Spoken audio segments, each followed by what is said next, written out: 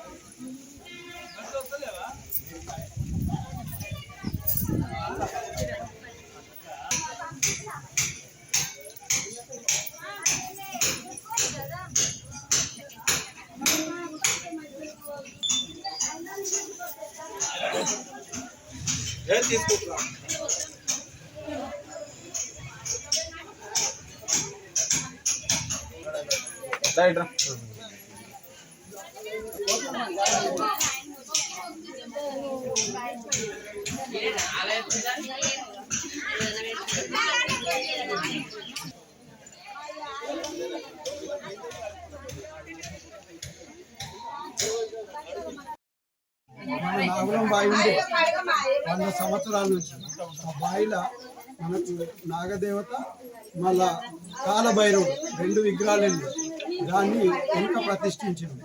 మళ్ళా అయ్యవాళ్ళని అడిగి ఈ నాగదేవత యొక్క మళ్ళా అమ్మవారిని ప్రతిష్ఠ చేయడం జరిగింది। మొన్నటికి 10 సంవత్సరాల వార్షికోత్సవం జరిగింది।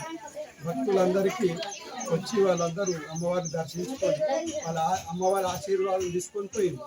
ఇక్కడ ఏంటంటే ఈ అమ్మవారి ఆశీస్సులు ఎట్లుంటాయి అంటే పెళ్లి కాని వాళ్ళకు కొబ్బరికాయ కడితే వాళ్ళకు పెళ్లిళ్ళు అవుతాయి, పూజ చేస్తారు। సంతాన నాగదేవ పిల్లలు కాని వాళ్ళకు కూడా కొబ్బరికాయ కడితే వాళ్ళకు పిల్లలు అవుతాయి।